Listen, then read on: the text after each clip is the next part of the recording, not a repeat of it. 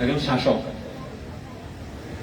তো বহু রাজ্য জয় করছেন, বহু ধন সম্পদ অর্জন করছেন, কিন্তু একটা রাজ্য জয় করে ফেরার পথে তিনি ব্যাধিগ্রস্ত হন, রোগগ্রস্ত হন। এমন ব্যাধি তিনি মরণাপন্ন অবস্থা। তো তিনি বুঝতে আসছেন যে তার মৃত্যু সন্নিকটে। তখন তিনি তার যারা সেনাবাহিনীর সদস্য আছেন, যারা তার সাথে ছিল, তিনি তাদের আদেশ দিয়েছেন যে আমি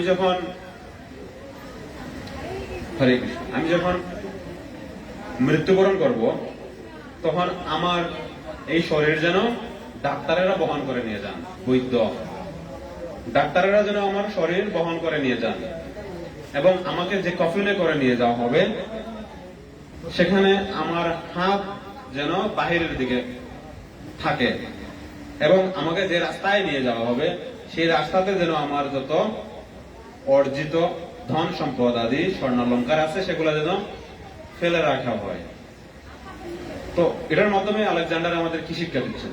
তিনি তো সারা জীবন ধন সম্পদ আদি বিভিন্ন রাজ্য আক্রমণ করছেন, বিভিন্ন ভাবে তিনি উপার্জন করছেন, তার রাজ্য বিস্তার করছেন, ধন সম্পদে মত্ত হয়েছেন, কিন্তু শেষের দিকে তিনি আমাদের এইরকম করে কি বুঝাতে চাইছেন?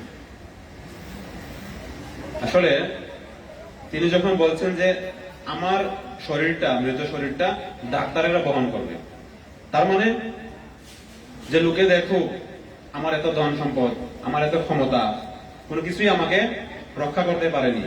এমনকি ডাক্তারেরা, আমরা যাদের কাছে সর্বশেষ আশ্রয় হিসেবে যাই মৃত্যু থেকে বাঁচার জন্য, তারাও আমাকে রক্ষা করতে পারেনি। এবং আমার হাত দুটো বাইরে থাকবে, কারণ লোকে দেখুক যে আমি মৃত্যুর সময় কোনো কিছুই নিয়ে যাইতে পারছি না, আমার হস্তদ্বয় একদম খালি। এবং যে রাস্তায় যাবেন সেই রাস্তায় স্বর্ণালঙ্কার ফালানো, তার মানে কি? যে লোকে দেখুক যা কিছু অর্জন করেছিলাম সবকিছু এখানেই রয়ে গেছে, আমি আসলে কিছু নিছি না। মানুষ তো ভাবতে পারে ও লুকাইয়া হয়তো নিতে পারে, আমাদের দেখাইতে আছে যে হাত খালি। তো সব রাস্তা দিয়ে ফলানোর উদ্দেশ্য। তা আসলে আমরাও একইভাবে কেউই কোনো কিছু নিতে পারবো না। কেন নিতে পারবো না? কারণ আমরা এইসব কোনো কিছু আসার সময় নিয়েও আসিনি। আমি যেটা আসার সময় নিয়ে আসছিলাম সেটাই আমি যাওয়ার সময় নিয়ে যেতে পারবো।